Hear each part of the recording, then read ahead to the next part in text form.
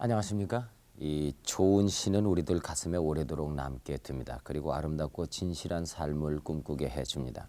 그러나 한편의 좋은 시를 쓰기 위해서 시인이 밤잠을 못 이루고 온갖 고뇌와 싸운다는 사실은 우리가 까맣게 잊어버리기 쉽습니다. 오늘은 널리 애송되는 주옥과 같은 시를 많이 쓰시고 그리고 많은 사람들의 심금을 울려주신 원로 시인 김춘수 선생님을 모셨습니다. 우리 김춘수 선생님께서는 올 봄에 한국시인협회 회장직을 또 맡아서 후진양성과 여러 가지 시단에 좋은 일을 하고 계십니다. 소개를 드리겠습니다. 여러분 박수로 맞이해 주시면 대단히 고맙겠습니다. 안녕하십니까 선생님. 선생님을 이렇게 모시게 돼서 영광입니다. 네, 선생님 시의 그 애독자가 굉장히 많습니다. 그리고요, 저희들이 이렇게 알아본 바로는 그 젊은이들이 계속해서 이 꽃이라는 시를 그렇게 좋아한다고 그래요. 그래서 저희가 그 꽃이라는 시를 한 편 낭송을 우선 해서 이 선생님 모시고 들은 다음에 얘기를 계속하기로 하겠습니다. 네.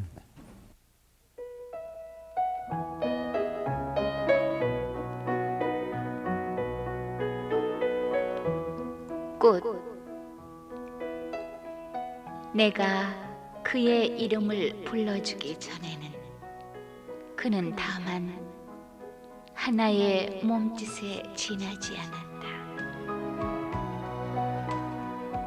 내가 그의 이름을 불러주었을 때 그는 나에게로 와서 꽃이 되었다.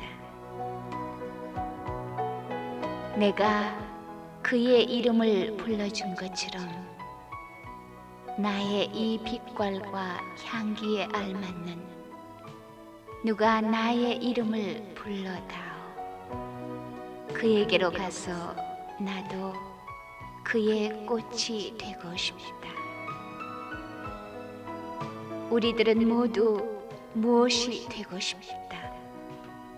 너는 나에게, 나는 너에게 잊혀지지 않는 하나의 눈짓이 되고 싶다.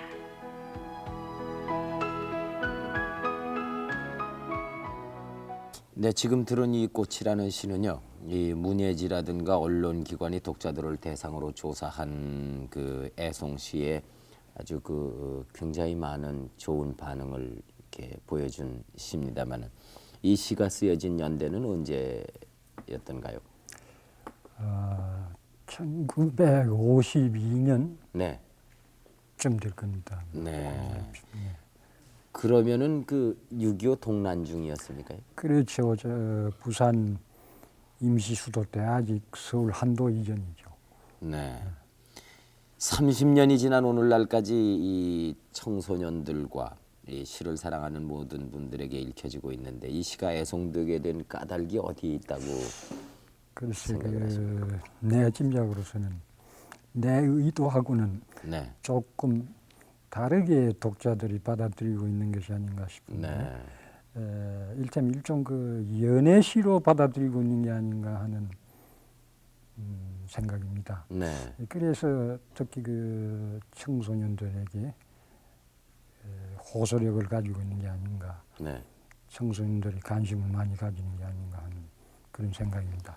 네. 그러나 원래 내 의도는 좀 다르죠. 네. 내 의도인적 이 시에서 내가 얘기하고 싶어 한 것은 그 인간의 근원적 고도, 네. 조금 그 철학적인, 행위상학적인 이런 의도를 가지고 있었습니다. 네. 근데 그게 아까도 말한 것처럼 엉뚱하게 연애시처럼 이렇게 이해되고 있는 것 같는데 막 그렇게 받아들일 수 있는 요소도 이 시에 있는 것 같아요. 네. 그 시에서의 너라는 대상은 누구냐 하는 질문을 많이 선생님이 평소 받으신다고 들었습니다. 그런데 이 시에서 너와 나의 관계를 어떻게 풀이할 수가 있겠습니까? 그거는 뭐 그 조금 네. 딱딱하게 말하면은 내와 타인과의 관계, 네. 그 인간관계를 말한 거죠. 네. 이렇게 말해서 원래 인간이라고 하는 것은 그 고독한 거다 하는 거. 네. 어떤 인간이 면할 수 없는 어떤 근원적인 고독, 네. 그것을 이 시는 테마로 하고 있는 건데 네. 그런 것을 행사하려고 한 건데 네. 그러니까 근원적인 고독이라고 하는 그런 그 인간 존재 양식이 조금 네. 현학적인 말로 하면은 그런 거니까 그 오히려 그런 데서 오는 그 연대의식 같은 거 네. 이런 게 나올 수 있지 않느냐 하는 거죠. 네. 그러니까 이 내, 너 하는 이 말들이 가지고 있는 그 의미인적 그 이중적인 그 성격을 가지고 있다 이렇게 볼 수가 있는데 의미가 이중적으로 포개져 네. 있다 이렇게 볼 수. 그런적인 고독을 말하면서 동시에 그걸 통한 연대의식도 얘기하고 있다. 이 누구나가 뭘 하나 만든다던가 또 무슨 얘기를 어디 가서 한다던가 대충 그 배운다거나 아니면 경험에 의해서 나오는 경우가 많이 있지 않습니까? 그렇다면은 이 무렵 혹시 선생님께서 이 사랑에 빠지신다거나 아니면은 고독을 느껴보셨다거나 이런 그 체험은 안 하셨는지 모르겠습니다. 그래서 특별히 무슨 그 고독을 이 무렵에 네, 느꼈다든가 또 무슨 어떤 구체적인 대상을 두고 뭐 사랑에 빠졌다든가 그런 일은 없었는 것 같아요. 네, 그런데 단 이 시를 이제 쓰게끔 한 동기는 있습니다. 네, 그 동기인즉 뭐냐 하면은 그 52년 고 무렵 한참 전후 네, 그 일본을 통해서 그 실존주의 문학이 한참 그 헌전되고 도입되고 있을 때입니다. 네, 그리고 거기에 또 그 상황과 들어맞아요. 그 전장이라고 하는 상황이 우리에게 그 허무 의식을 일깨워준 그런 시기입니다. 네, 모든 가치관이 무너지고 새로운 가치관은 아직 나타나지 않고 있는 그런 절박한 어떤 상황 의식 같은 거 이런 네. 것을 특히 내와 같은 고 무렵의 20대에서 30대 막 들어선 그런 젊은 세대들에게 안겨주고 있었어요. 네, 상황 자체가. 네, 게다가 그 실존주의라고 하는 것이 사상적인 분위기가 그런 거예요. 허무에서 출발하는 겁니다. 네, 네, 실존주의의 그 대전제가 되는 게 그거 아닙니까? 존재가 본질에 앞선다 하는 것. 가치보다도 있다 하는 사실이 앞선다 하는 거죠. 네, 그런 것을 실질적으로 실제에 있어서 일깨워준 것이 6.25라고 하는 그 사변이 준 상황입니다. 네, 허무적인 네, 상황이죠. 이래서 그것이 들어맞아 가지고 우리들 그 젊은 세대, 그 당시의 젊은 세대에게 크게 그 호소력을 가지고 주었다 이렇게 볼 수 있는데 그 영향이라고 볼 수 있습니다. 그러니까 주로 그 실존주의도 살트르나 까미에 같은 그런 문학을 통한 실존주의. 네, 네, 예. 그 사람들의 그 특히 초기 작품이 그런 그 존재, 우리 존재가 뭐냐, 사람이라고 하는 그 존재가 어떤 거냐 하는 데 대한 근원적인 그런 자각을 일깨워 주었다 이렇게 볼 수 있는데 네, 그런 영향에서 이 시가 나왔다. 네, 그 상당히 그 철학적인, 행위상학적인 내용을 담고 있는 건데 아까 누차 얘기한 것처럼 실제 그 독자에게 특히 청소년 층의 독자에게 받아들여질 때는 연애시로서 받아들여져요. 네. 좀 아이러니컬하죠. 네. 선생님 그 첫 시집은 언제 나왔던가요? 그 어떤 시인 선배 시인이라든가요? 그 또 주위 어떤 영향이나 이런 것을 받고 시인이 되셨습니까? 예, 그 첫 시집이 나온 게 1947년 네, 그 제호가 구름과 장미라 이렇게 돼 있죠. 그 무렵은 순전히 그 습작기였다고 볼 수 있는데 네. 그 습작기의 습작들을 묶어 가지고 처녀 시집을 낸 건데 그게 아까 말한 47년입니다. 네, 그럼 그 습작기에 영향받은 시인이 누구냐 하면은 미당 서정주를 들 수가 있을 겁니다. 네, 우리 시인들 중에서는 직접 내하고 그 연대가 거의 같습니다만도 시단에 조금 일찍 나온 또 시인들이 있죠. 호알 그 청노파 상가 시인들이라고 하는 박두진, 박목을, 조지훈 하는 이런 분들의 시에서도 시들에서도 영향을 받았다 이렇게 볼 수가 있겠죠. 네, 그러니까 그 처녀 시집은 뭐 아류 시들입니다. 내 자신의 빛깔이라 할까, 내 자신의 개성이 아직 드러나기 이전의 네. 그러니까 내가 아까 말한 고무리부 시는 습작기요시다 이렇게 볼 수가 있죠. 네. 예. 근데 그 첫 번째 시집을 발간하신 제목이 구름과 장미라고 예, 그랬습니다. 근데 여기서의 그 장미는 좀 이국적인 냄새가 나는 예, 꽃이 아니겠습니까? 예. 순수 우리 꽃이 아니거든요. 예. 그래서 혹 그 서구의 어떤 시인의 영향을 받는다든가 예. 서구의 문학 작품에 많이 심취하셨다든가 그러진 예. 않았는가 모르겠습니다. 그런 게 있습니다. 네. 그 장미는 지금 말씀대로 그 우리 꽃이 박내꽃이죠. 네. 이름 자체도 순 우리말이 아니죠. 네. 일본 사람들이 만든 번역입니다. 로즈를 네. 그렇게 번역해가지고 우리가 받아들인 건데, 그러니까 이 박내의 꽃이죠. 우리 꽃이 네. 아니죠. 그러면 왜 그 시 제목에다가 이런 박내의 꽃의 이름을 붙였느냐 하면은 그 라이너 마리아 릴케라고 하는 네. 독일의 그 우리 세기 20세기 대시인이 있습니다. 네. 그 시인의 학생 시절부터 내가 심취하고 있었는데 그 유명한 그 장미를 노래한 시가 있어요. 네. 장미 순수한 모습이야 하는 네. 유명한 기절이 있죠. 그런 데서 아마 온 것이 아닌가 하는 네. 그런 짐작입니다. 네. 그 암암리의 어떤 그 암시를 받아가지고 이렇게 영향을 통해서 시의 제목에까지 장미가 나오게 된 것이 아닌가 하는 그런 생각입니다. 네. 지금까지 써오신 시가요. 줄 잡아서 모두 몇 편이나 되려는지요? 한 300편 될 것 같네요. 네. 저서는 몇 권이나?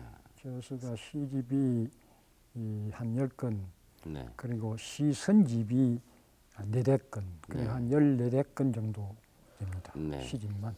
수필은 없으십니까? 수필집이 한 5권 정도, 네. 또 시이론서가 한 4-5권, 네. 네. 저수가 그렇게. 네. 그리고 한 2-3년 전에 내 해갑 기념으로 그 후배 출판하는 시인이 그 전집을 내주어서 네. 전집 3권을 또 가지고 있죠. 네. 가장 가까이 지내시던 문우 중에는 어떤 분이 계셨을까요? 근데 이미 또 즐겨 약주를 같이 드신다던가 무슨 이런 그 친구라고 하는 게 작년을 넘어서니까 그 별로 생기지가 않아요. 네. 그 작년 이전에 청년 시절, 작년 시절 요 무렵에 새긴 친구 선배들의 네. 이미 다 작곡했습니다. 네. 하인 김수돈이라고 하는 네. 일제 때 그 문장이라고 하는 잡지를 통해서 시단이 나온 분들이고 네. 아까 말한 그 상가 시인들하고 같이 나왔습니다. 네. 그리고 조향이라고 하는 그 모더니스트지. 네. 이른바 그 초현실주의에 열중해 있었던 시인인데 이런 사람들하고 해방 직후에 같이 동인지도 하고 네. 친히 지냈죠. 네. 둘 다 작곡했습니다. 네. 둘 다. 네. 그 선배로서는 우리 고향 대선배인 그 청마 유치한 선생이 계시고 네. 그는 고향에서 늘 같이 모시고 있었죠. 네. 그 무렵에 우리가 그 문화 통영 그때는 충무라고 하지 않고 네. 내 고향을 통영이라 이랬는데 네. 통영 문화협회라고 하는 거 해방 직후에 그런 문화단체를 만들어 가지고 청마 선생을 모시고 청마 선생이 회장이었죠. 네. 회장을 맡으시고 우리가 같이 그때 문화운동을 할 적에 같이 친히 지낸 친구들 지금은 소원해졌습니다만도 김상욱이라고 있어요. 네. 그 시조 시인의 초정, 오늘 초정이라 이러고 화가의 전형님이라고 하는 화가가 있습니다. 예. 그 음악가에 지금 서도에가 있습니다만도 윤희상이라고 하는 네. 음악가가 있어요. 우리 딱 고향 친구들이고 아하. 같이 해방 직후에 그 문화운동을 같이 했죠. 네. 공부는 국내에서만 하셨습니까? 예, 중학까지는 국내에서 하고 네. 대학은 일본에서 했죠. 네. 중학은 이제 국내 어디에서? 중학은 내가 들어갈 적에는 경성 제1고등고등학교라 호알 그 제1고보라 이렇게 네. 나중에 우리 내가 3학년 때 그게 경기중학이라 이렇게 네. 고쳤습니다. 지금은 경기중고등학교에 해당하죠. 예. 거기를 4학년 수료를 했는데 네. 5학년 2학기에 뭐 별것도 아닌 걸 가지고만 자퇴하고 말았어요. 네. 그 자퇴할 정도면 별것 아닌 이유가 아니셨을 것 같습니다. 그건 조금 얘기를 할까요? 예. 그때 일제 말에 그 고무렵 좀 해서 내가 중학 5학년, 4학년 하는 고무렵 좀 해서 그 일본 말로 일기를 쓰도록 학교에서 강요를 했습니다. 아하. 그때는 이제 국어 상용이라 하는 이런 말이 네. 있었죠. 국어라고 하는 게 그때는 일본 말을 가르치는 네. 거니까 상용은 늘 쓴다. 네. 상용은 한 책으로서 방책으로서 일기를 쓰도록 했어요. 네. 일본 말로. 네. 그러니까 국어를 그 당시 국어를. 그거를 주일에 한 번씩 그 담임 선생에게 내가지고 검열을 받고 이랬습니다. 근데 그 무렵 역시 내가 그 문학 소년이었지. 네. 그 샤미소라고 하는 작가였어요. 샤미소가 널리 알려져 있지 않는 작가죠. 그 그림자 이런 사나이라고 하는 그 소설이 있습니다. 이게 그 조국을 잃은 네. 사나이의 그 허망한 생활을 그린 건데 네. 그걸 읽고 그 독후감을 썼단 말이죠. 일기에다가. 네. 이 소년 객기지요, 일종. 네. 소년 객기지요. 그래 이제 그 담임 선생이 곱게 볼 리가 없단 말이야. 네. 근데 왜 이런 걸 썼느냐? 사상이 불온하다. 이거죠. 사상이 불온하다. 그러니 좀 주의하는 게 좋겠다. 앞으로는 이런 걸 쓰지 않는 게 좋겠다. 네. 단 문제를 삼지는 않겠다. 앞으로 조심해라. 그러나 예의주시를 하겠다 이래요. 어허. 그런 게 하나 계기가 돼 버렸어요. 네. 계기가 돼가지고 그때는 또 아다시피 4년 수료를 하면은 대학 예과하고 고등학교를 들어갈 자격이 있어. 네. 이래서 굳이 졸업할 필요가 없다. 네. 아이고 뭐 담임 선생하고 이런 걸 가지고 뭐 왈가와불 해삭기가 뭐라고 뭐 말이 오고 가고 해삭기가 쑥스럽다. 네. 그런 생각이 들어요. 이래서 얼마 후에 그런 일이 있고 얼마 후에 그만 자퇴를 하고 말았어요. 자퇴서를 내가 그만 대학 가겠다. 자퇴서를 내고 그만 네. 학교를 안 가고 동경에 들어버렸어요. 네. 그 동경서는 어떻게 지내셨습니까? 그 동경서 이제 다음 그 봄까지 이제 입학기까지 기다렸죠. 네. 근데 입학기가 이거 시험기가 돼서 이제 모교에 원서를 이제 청구를 했는 저 원수에 뭐 담임 선생이 뭐 기입하는 뭐 그런 게 있지 않습니까? 이제 그런 걸 이제 그 원서 그 기입 같은 거 뭐 이런 거 원서에 필요한 그 첨부 네, 서류 네, 같은 거 네. 이런 걸 추천서 같은 것이 네, 필요했군요. 모교에 네. 그 청구를 했는데 그때는 담임의 소견표라고 하는 것이 첨부돼야 됩니다. 예. 특히 그 고등학교는 그렇죠. 네. 소견표라고 하는 것이 사상에 관계되는 소견을 담임이 적는 겁니다. 특히 그 한국 학생들은. 네. 그때 그 소견표를 담임 선생님이 보내주지를 않았어요. 그 이유가 뭐냐 하면은 너 이놈 한 두서너 달 하면 졸업하고 뜻듯이 상급학교에 갈 수 있는데 두서너 달 그걸 못 잡아서 그냥 나가서 4년 수료를 가지고 지금 고등학교 들어가겠다 하는 거는 나에게 대한 무슨 반항이 아니냐. 네. 나에게 대한 무슨 감정이 있어 그런 게 아니냐. 난 못 해주겠다. 네. 그러니 와서 해라. 그럭저럭 이래야 뭐 시비하다가 그만 시기를 놓쳐버렸어요. 네. 그리 됐습니다. 젊은 시절에 즐겨 무슨 운동을 하셨다거나 이 취미 생활은 어떤 것이 있으셨는지. 운동을 좀 했죠. 네. 지금 뭐 운동 저 사람이 운동을 했겠나 네. 이런 인상을 줄란지 모르지만 네. 농구 선수를 하고 아, 그렇습니까요? 네. 육상도 좀 하고 네. 국이라고 하는 거는 거의 다 건드려봤죠. 네. 그러니까 그 경기중앙이라고 하는 게 운동에 좀 약한데 그러나 그때 육상하고 농구는 세웠어요. 아. 육상은 아주 세웠고 네. 농구도 한 중간 정도는 갔죠. 선수 생활을 다 하셨. 선수를 했죠. 네. 농구는 선수를 했어요. 선생님 어렸을 때 그 성장하신 고향 얘기를 좀 들었으면 싶습니다. 충무가 고향이라고 들었는데. 충무가 고향이죠. 네. 그때는 통영이라 해야 됐는데 네. 통영읍인데 인구 한 5만 정도 고할 그 한국의 나폴이라고 하는 참 네. 풍광명미한 네. 특히 바다가 아름다운 네. 온화한 네. 기후가 온화한 그런 고장이죠. 지금쯤도 그 옛적 어렸을 적에 그 충무의 바닷가가 생각이 나실 생각이 겁니다. 나죠. 그 선생님의 그 시인의 입으로 네. 그 선생님의 시인의 말씀을 통해서 그 아름다운 바다를 좀 시적으로 저희들이 들었으면 싶어요. 이 시적이 될란지 안 될란지 네. 모르겠습니다만도 지금쯤 우리 고향의 바다는 한 여러 가지 색동 저고리 끝동처럼 소매 끝동처럼 층이 집니다. 아, 저 기설에 가까운 곳은 얇은 연두빛이죠. 거기는 아주 투명한 연두빛인데 그 밑에 바다 그 노는 고기가 하나니 보일 정도, 가라앉아 있는 그 돌멩이가 보일 정도로 투명한 네. 연두빛이죠. 네. 조금 나가면 이제 엷은 쪽빛이라고 할까요? 네. 푸른빛, 네. 청빛, 브루, 네. 코바르트 브루 네. 그런 빛깔이죠. 네. 그게 이제 또 조금 나가면 아주 짙은 감빛이 됩니다. 네. 그리고 저 지평성 저쪽에 가면, 수평성 저쪽에 가면은 검푸른 빛깔이 돼요. 네. 네. 그러니까 한 너느 층의 빛깔이 있습니다. 네. 그걸 이쪽에서 저 수평선 저쪽까지 바라보고 있으면 참 아름답죠. 네. 황홀해지죠. 네. 게다가 이제 햇살이 비쳐가지고 간혹 기슭 가까운 곳에서 새간파리가 반짝이는 듯이 그 빛이 그 햇살이 바다에 부딪혀가지고 빛을 냅니다. 네. 발산하는 거죠. 네. 새간파리가 빛나는 네. 것처럼. 그 봄 한낮은 지금쯤 늦은 봄이죠.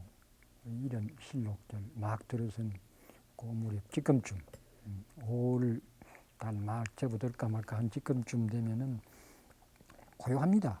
네. 아주 한낮은 고요하지요. 바다 고요.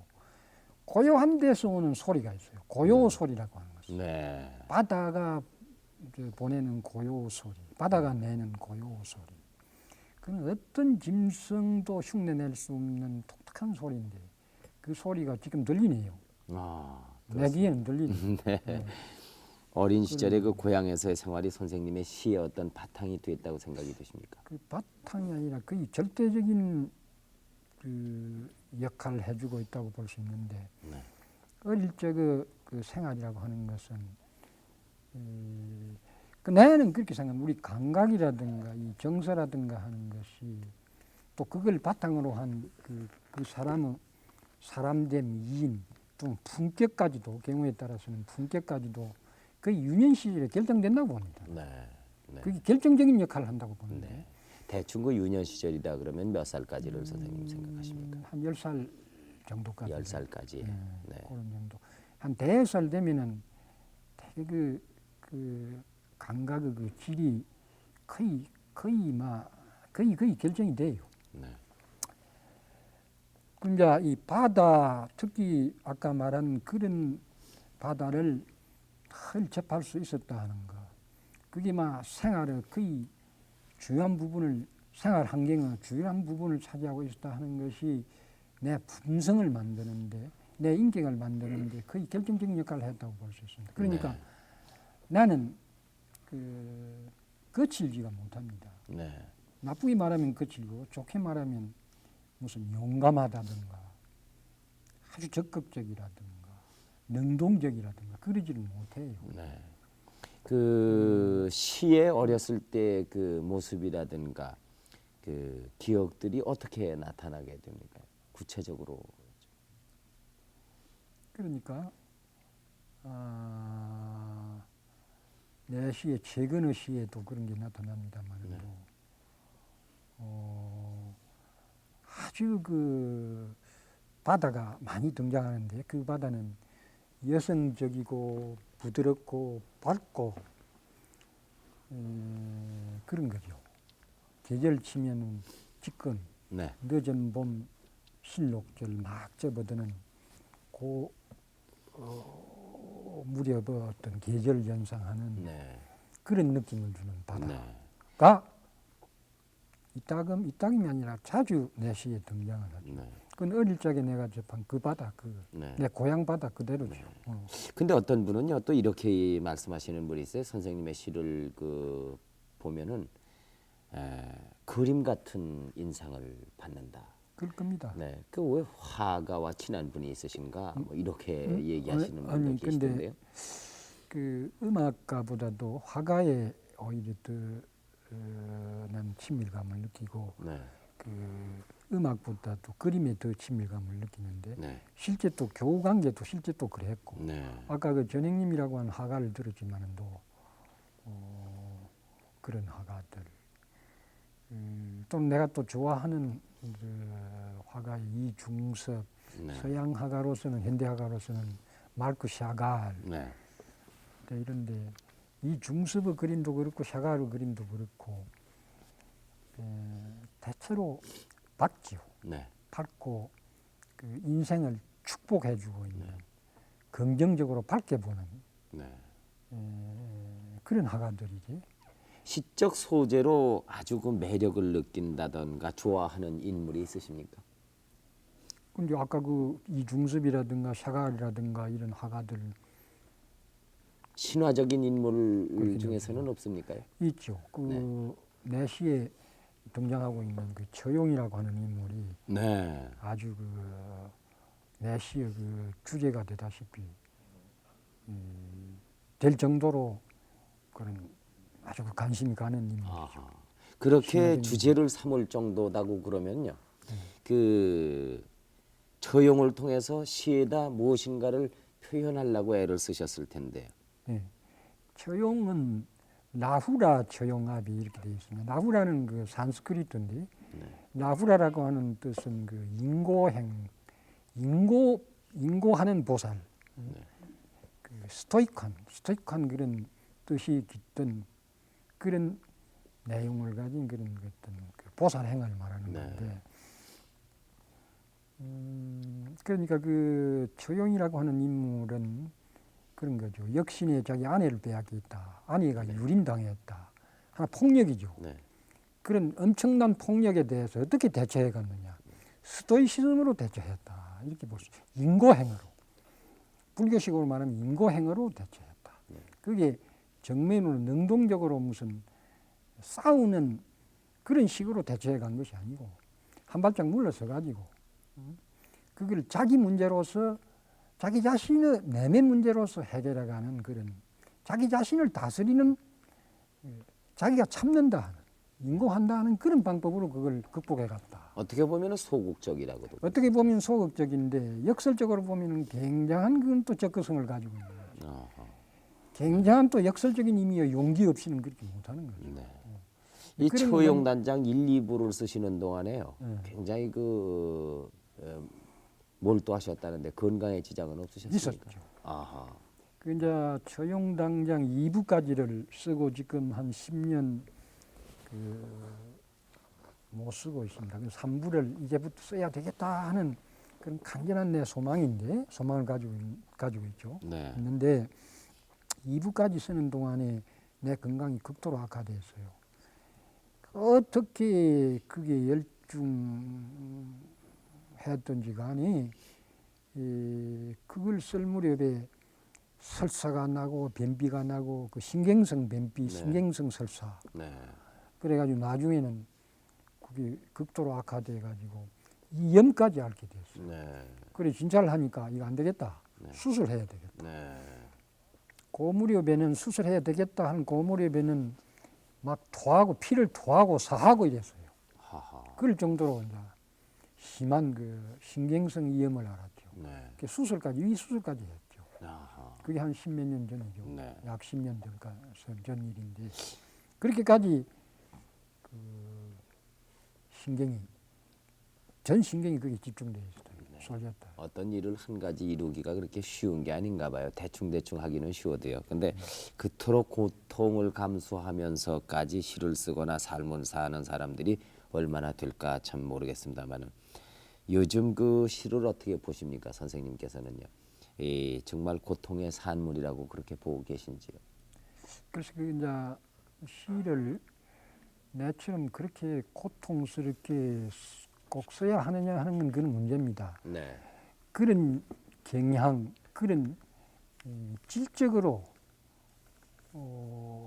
체질적으로 타고난 그런 시인이 있죠.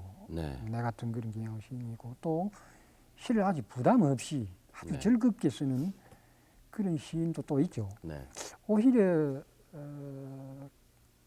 내도 그쪽이 더 바람직한 경향을 내지는 체질이 아닌가 이런 생각이 아하. 드네요. 네, 시를 즐겁게 네, 쓰는 네, 부담 없이 쓴다. 네, 네, 네. 내가 아는 한에서는 박목월 시인 같은 분이 작곡한 박목월 시인 같은 분이 그런 쪽이 아니었던가. 또 그분 생시에 그런 말을 했어요. 네. 시를 부담 없이 써야 된다. 네, 네. 즐겁게 써야 된다. 아하. 그런데 그쪽이 더 바람직한 경향 내지 시인의 체질이 아닌가 하는데 나는 그 반대죠. 네. 이건 어쩔 수 없는 거죠. 네. 타고난 천성이신 타고난 거죠. 체질이니까. 네. 그런데요. 하여튼 뭐 고통의 산물이든 즐겁게 썼든 요 근래 와서 시가 독자로부터 좀 멀어졌다는 평이 있습니다. 그걸 사실로 보신다면 어디에 이유가 있다고 생각하세요? 근데 현대시라고 하는 것이 그럴 수밖에 없는 것이 옛날에는 그 문화의 양상 조금 어려운 말입니까? 문화의 그 흐름, 모습 네. 이것이 그렇게 이연적으로 분리가 안 돼 있었어요. 그 무슨 말이냐 하면은 고급 문화가 따로 있고 대중 문화가 따로 있다 이런 식으로 석연한 분리가 잘 안 돼 있었습니다. 네. 옛날이라고 하는 것은 20세기, 19세기 정도까지를 내가 말하는 건데 20세기에 들어와서 이것이 확연히 분리가 됐어요. 네. 특히 지금 후반기 이후 지금 21세기에 가까이 된 80년대에 와서는 이거는 뭐 누구도 거역할 수 없을 정도로 뚜렷하게 이거는 대중예술하고 고급예술이 분리되어 있죠. 네. 내가 말하는 거는 시라고 하는 건 고급예술입니다. 네.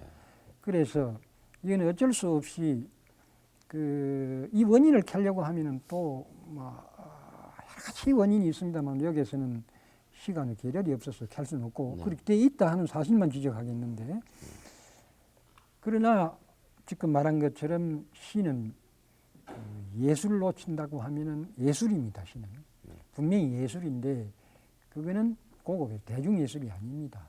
유행가 가사하고는 다르다. 네.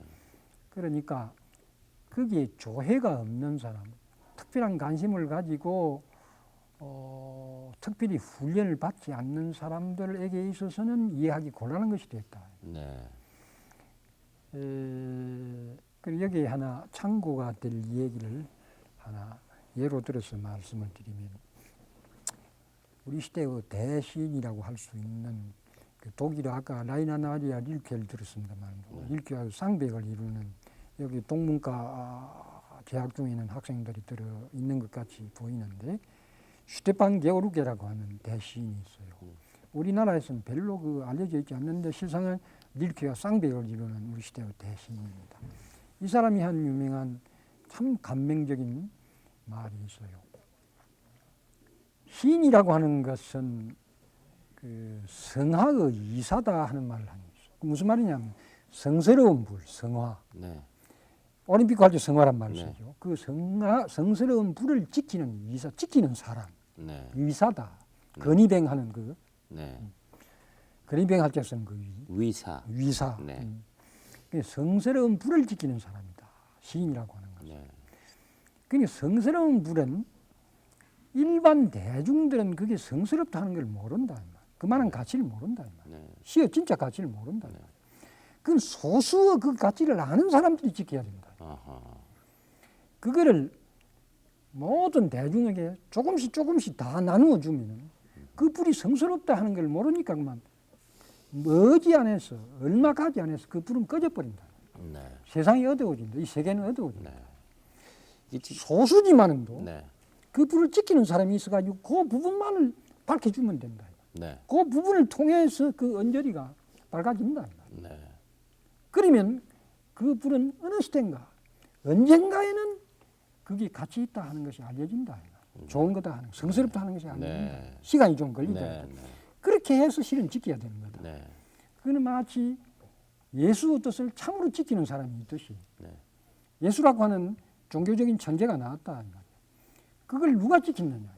그건 예수가 지키는 게 아니다. 그 예수 참 뜻을 아는 소수가 지켜주는 거다. 네. 그래가지고 시간이 걸리지만도 차츰 넓게 번져갔듯이 네. 시도 그런 거다. 네. 진짜 좋은 거는 대중이 모른다. 네. 대중은 모릅니다. 그러니까 어떻게 보면 지금 선생님 말씀을 듣고 보니까요. 시가 요즘 젊은 세대라든가 이 대중적으로 이렇게 잘 읽혀지지 않는다, 멀어지고 있다 하는 것이 뭐 이해가 됩니다. 당연한 겁니다. 어떻게 대중이 받아들일 수도 있다 이런 얘기. 대중이 일반 시의 소양이 있고 시의 훈련이 없는 대중이 안다 하는 거는 그건 아니에요. 네. 그 자체가 벌써 아닙니다. 네. 그런데 이거는 그 내가 대중이라고 하는 거는 문화적인 예술적인 의미여 훈련을 안 받았다 하는 의미여 대중을 대중이니까. 말하는 거죠. 네. 그래서 우리가 그 훈련을 시켜야 돼요. 이 교육을 통해서 문화적인 대중을 참으로 이해할 수 있는 대중으로 만들어야 되죠. 네. 교육이 그렇게 돼야 돼요. 네. 현재 그 시인협회 회장 일로 바쁘신 일과를 보내시는 걸로 저희들이 알고 있습니다만은 요즘 그 밖에 또 어떤 일을 하고 계십니까? 그 뭐 대학 교수도 하고 있고 네. 또 그 방송 그 심의위원회 위원장직을 맡고 있습니다. 네. 네. 심의를 하고 그렇습니까? 있습니다.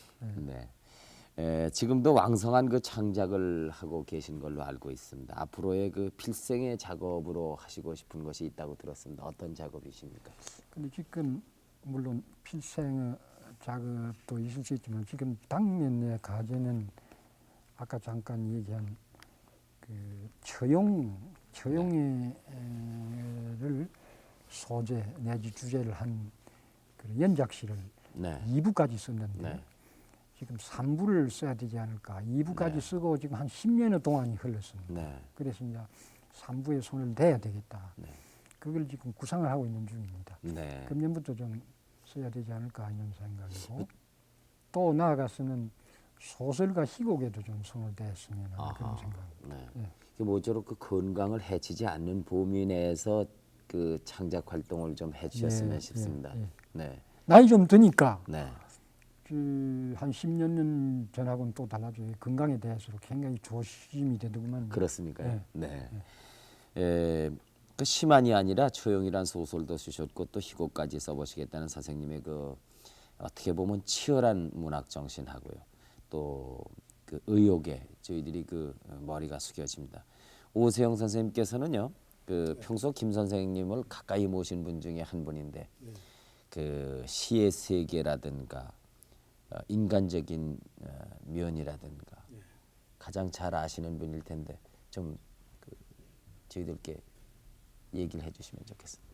네, 뭐 제가 가장 잘 안다고 할 수는 없고요. 네, 자 선생님을 평소에 존경하고 또 시를 좋아하고 네, 또 요 근래 와서는 그 제가 시인협회 사무국장이 됐어요. 네, 네. 그래서 직접 또 보필해 드릴 입장이고 네. 그래서 그러니까 누구보다도 잘 아실 것 같아요. 그럴지도 모르겠습니다. 네. 그래서 선생님은 그 무의미 시를 주장을 하셨는데 어떻게 무슨 보면 시요? 무의미의 시, 무의미의 시. 예, 네. 그 제가 조금 이따 말씀드리겠습니다만 네. 그 삶은 제가 보기로는 무취미의 삶이 아니신가 이런 아하. 생각을 갖습니다. 네. 어, 취미가 없으신가 보죠, 우리 오 선생님이. 네, 저 김 선생님. 네. 근데 선생님이 약주를 별로 하시지도 않고 네. 또 물론 담배도 즐기시지가 않고 네. 또 그 다른 취미도 별로 없으신 것 같아요. 네. 그래서 오로지 독서하시고 시 쓰시고 네. 하는 그 시인으로서의 그 생활에만 몰두를 하시는 것 같아가지고 네. 어떻게 보면 안타까운 그런 면조차도 있습니다. 네. 네, 선생님께서 주목이 될 수 있는 시기는 1950년대인데요. 네. 이때 시가 이제 꽃의 소묘라고 하는 시집으로 발표가 되죠. 이 시집에는 선생님의 어떤 그 철학적 모색이 담겨져 있는 시인 것 같습니다. 그 철학적 모색을 대체로 그 어떤 관념적인 실제, 선생님께서는 그거를 그 플라토니즘이라고 말씀하신 것을 제가 그랬을 것 같은데 주로 그 서구 철학의 영향을 받으신 것 같고 관념적인 어떤 실제를 전제론적인 입장에서 파악하려는 막 그런 때였던 것 같습니다. 네. 그러나 이게 상당히 어렵죠. 네. 그래서 거기에 어떤 좌절감과 절망감을 느끼신 것 같아요. 그래서 또 전혀 관념적이 아닌 현실 문제를 또 시로 쓴 것도 들어 있죠. 네. 현실적인 메시지를 담는 시로 가령 그 부다페스트의 소녀의 죽음 같은 거 네. 또는 그 전쟁을 소재로 한 어떤 휴머니즘적인 것을 노래한 뭐 네. 이런 시들도 있습니다. 이러한 그 번뇌의 과정을 거쳐서 이제 타령조라고 하는 그 연작시 나중에 그 시집으로 나왔습니다만은 이 연작시에서 이제 주로 대상과 언어에 관한 그런 문제를 이제 천착하기 시작을 합니다. 네. 그래서 이때 이르러 가지고 그 존재를 넘어선 무의 세계. 네. 선생님은 골가르께서 허무의 세계라는 말씀하시고 계십니다만은 어떤 존재 그 자체를 넘어선 무세계에 관한 탐색이 아닌가. 하이데거적으로 이야기할 것 같으면 현 존재적인 그런 그 세계인데 되게 그 언어라는 것은 항상 사물의 이름을 붙여주고 사물의 의미를 제시해 주는 게 언어죠. 네. 가령 우리가 이 탁자의 꽃이라고 이야기할 때 이 꽃이라고 하는 말은 이 사물로서 눈앞에 있는 이 꽃을 의미화, 개념화한 것이 즉 언어라고 볼 수가 있는 겁니다. 그런 의미에서 모든 언어라고 하는 것은 대상을 갖기 마련인데 우리 일상적 세계에 있어서는 그 대상에 의존하는 즉 대상에 필수적으로 따르는 그 개념을 호명하는 그런 언어인 거죠. 네. 근데 선생님께서는 이제 그 대상 그 자체를 포기하고 네. 대상이 없는 그런 어떤 무세계 속에서의 자유로운 인간의 어떤 내면적 공간을 보여주는 그러한 의미의 세계를 제시해주고 있는 것 같습니다. 오늘 이 자리에는 그 시를 사랑하고 또 그 문학을 공부하는 그 대학생들이 많이 나와 있습니다. 모처럼 우리 김 선생님 모셨는데 평소 궁금하게 생각하셨던 점이 있으시면 저 몇 가지 선생님, 질문을 좀. 네. 저 꽃에 관한 시는 전통시나 소월의 진달래꽃 등 많은데 선생님이 즐겨 노래하시던 그 꽃은 어떻게 다른지요?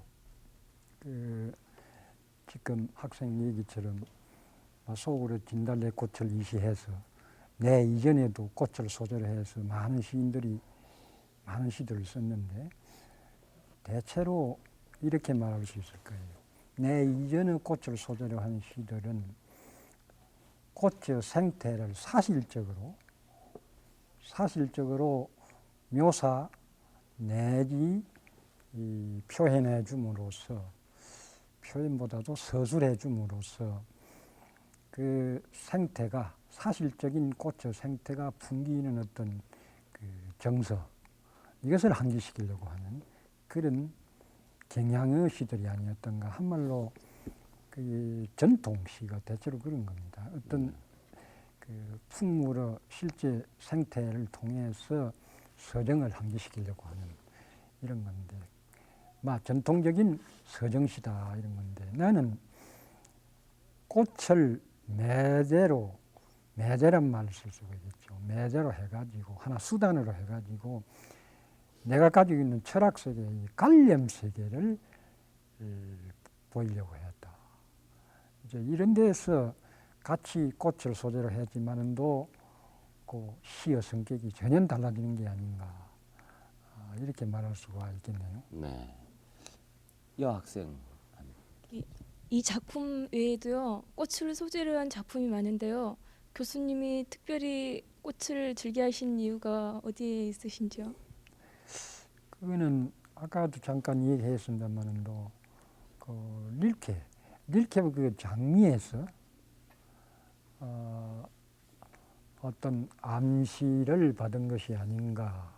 그게 릴케의 영향이 잠재해 있다가 그 소재로서의 꽃이 드러나게 된 것이 아닌가. 꽃을 소재로 한 시들이 나오게 된 것이 아닌가. 다르게 말하면 꽃을 소재로 하게 된 것이 아닌가 하는 그런 지금 질문을 받고 보니까 그런 느낌이 듭니다. 네. 또 다음 어떤 분? 네, 뒤에 앉아 계십니다.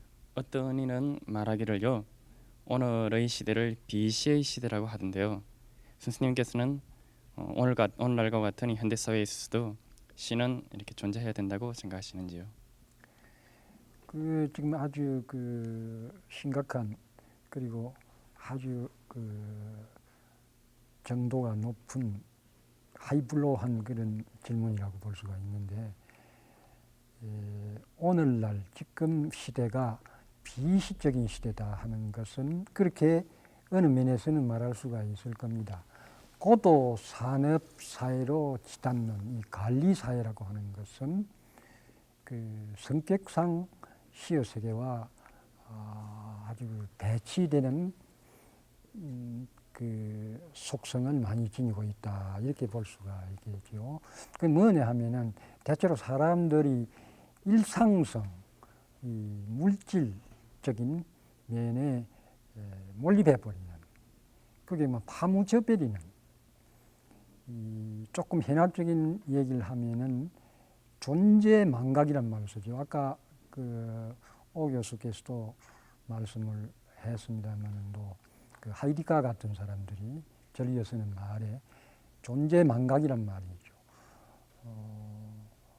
내가 뭐냐 하는 거, 내라고 하는 존재가 뭐냐 하는 이런 것을 전혀 생각하지 않는, 그런 걸 전혀 잊고 살아가는 일상성의 차원에 몰입되어 버리는, 그게 파묻혀 버리는 그런 생활을 하고 있는 대부분은, 특히 대중들은 그런 생활을 하고 있는 시대다. 그러면 시는 어떤 거냐 하면은, 시는 원래의 시 정신이라고 하는 것은 어떤 근원, 존재의 근원, 사물의 근원에 육박하려고 하는, 뭐냐, 근본이 뭐냐 하는 이런 것을 하려고 하는 거, 이게 시 정신이라고 볼 수 있다고 하면은, 또 시 정신이 그런 겁니다. 원래가 일상성의 저편에 있는 그 존재의 근원, 내가 뭐냐 하는 이 물음을 부단히 물으려고 하는, 또 물음에 스스로 대답하려고 하는 그런 정신이 시를 낳게 한다 이렇게 본다고 하면은, 그 정신에서 멀어져 있다 오늘날이. 그렇게 볼 적에 오늘날은 성격상 비시적인 시대다. 그러니까 더욱 그런 것을 일깨워 줄 필요가 있다. 내가 뭐냐 하는 것을 잊어버리고 있는 시대니까 더 일깨워 줄 필요가 있다. 그것이 시인의 사명이다 이렇게 봐야 됩니다. 네. 시인의 근본적인 사명은 그것이 있습니다. 존재 망각, 그 상태를 경고하고 이래서는 안 된다. 늘 내가 뭐냐 하는 부단한 그 물음 속에서 우리는 살아야 한다. 그러니까 그 존재의 근원과 늘 가까운 생활을 할 수 있도록 해야 된다 하는 그런 자각을 늘 일깨워주는 거예요. 그게 시인의 사명이다. 그래서 시가 필요하다. 네. 그런 시대일수록 시가 더 필요하다. 아까 선생님 말씀하시기는요, 그 현대 사회에서 시를 이해하지 못하는 대중들 때문에 그 시를 함부로 쓸 수는 없다. 소수의 그 성화를 지키는 위사들이 시를 지켜야 한다 이런 말씀하셨습니다. 근데 또 현대가 비시의 시대다 이런 질문에 대해서 선생님 말씀하시기를, 그 존재의 망각 속에 사는 대중들에게 시가 무엇이냐, 존재가 무엇이냐를 알려줄 의무가 시인들에게 있다 이렇게 말씀했습니다. 그렇다면 우리가 존재의 망각을 그 속에서 깨어나기 위해서 시를 자꾸 읽어야 되겠습니까? 아니면 시인들이 대중들에게 그걸 읽는 방법까지도 제시해야 되겠습니까? 그건 어려운 문제인데 이렇게 말할 수 있을 겁니다. 그 아까 예수를 들었지만 예수는 예수 개인의 자기 진실에 산 사람입니다. 네. 12의 제자가 지옥까지 따라다니지만 한 사람도 예수를 끝까지 이해를 못했어요. 네. 전부 오해를 하고 있었단 말이에요. 예수 따라다니면 무슨 자리나 하나 차지할까? 네. 또 저 사람이 유다 같은 사람은 저 사람이 행명가가 아닐까? 네. 응? 네. 그렇게 생각했는데 예수는 그것이 아니었다. 네. 죽고 난 뒤에 비로소 알았다. 네. 그 베드로 같은 사람도 죽고 난 뒤에 예수를 알았어요. 네. 그렇게 되는 겁니다. 네. 그러니 그걸 무엇을 말하느냐면, 시를 두고 얘기할 때는 시인은 자기 진실에서 시를 쓰면 되는 겁니다. 네. 독자 생각할 필요 없어요. 네. 소수 이해할 수 있는 사람, 뭐 이해하면 된다 하는 그 입장에서 시 쓰면 자기 진실을 시로 표현하면 되는 겁니다. 네. 그거를 중간에서 누가 매개 역할을 해주는 사람, 바오로가 있어가지고 네. 예수를 옳게 해석해가지고 교회를 세웠듯이, 네. 그래가지고 많은 교인들을 모을 수 있었듯이 파우로가 있어야 됩니다. 네. 시어 파우로가 있어야 돼요. 그거는 비평가입니다. 네. 좋은 비평가가 나와가지고 잘 모르는 독자와 사이에 중간 역할을 해줘야 돼요. 네. 이 시는 이런 거다. 이 시의 진짜 좋은 점, 진짜 안내인은 여기에 있는 거다.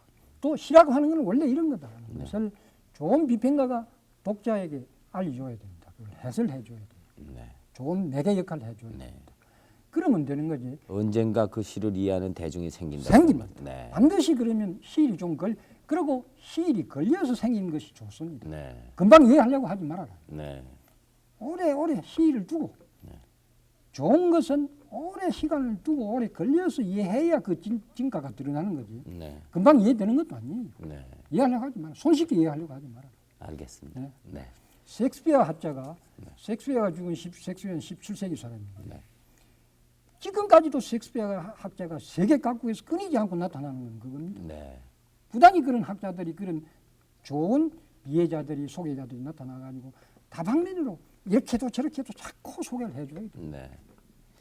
네. 시인은 시대의 구도자고 많은 사람들에게 꿈과 그리고 낭만과 사랑의 메시지를 전하는 사절입니다. 그리고 참된 삶의 길을 밝혀주는 양심이라고 생각을 하게 되는군요.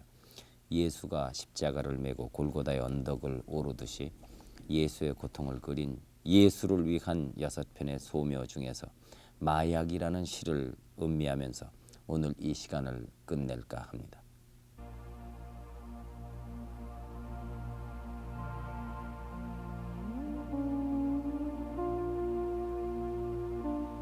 마약. 예수가 십자가에 못 박힐 때 그의 아픔을 덜어주기 위하여 백부장인 로마 군인은 술에 마약을 풀어 그의 입에다 대어주었다.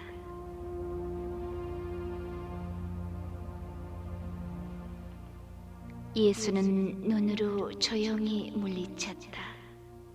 하나님, 나의 하나님. 6월절 속죄양의 죽음을 나에게 주소서. 낙타발에 밟힌 땅벌레의 죽음을 나에게 주소서.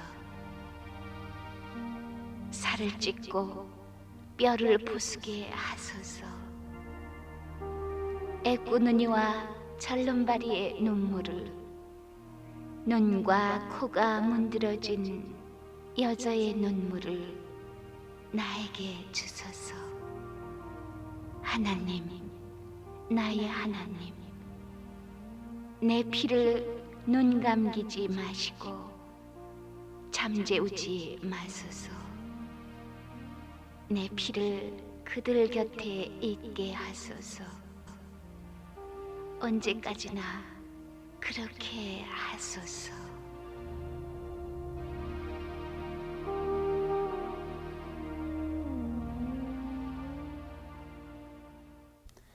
네, 전쟁의 표 속에 아름다운 꽃을 많은 그 이들의 가슴에 심어준 그 원로 시인 김춘수 선생. 삶과 죽음의 고비길에서도 결코 창작의 붓을 놓아본 적이 없으신 김춘수 선생님. 더 많은 시, 그 필생의 역작으로 우리들에게 시를 읽는 즐거움을 안겨주시리라고 기대를 합니다. 선생님의 끝없는 정진에 다 같이 이 박수를 보내면서 오늘 11시에 만납시다. 여기서 마치겠습니다. 여러분 안녕히 주무십시오. 선생님 대단합니다.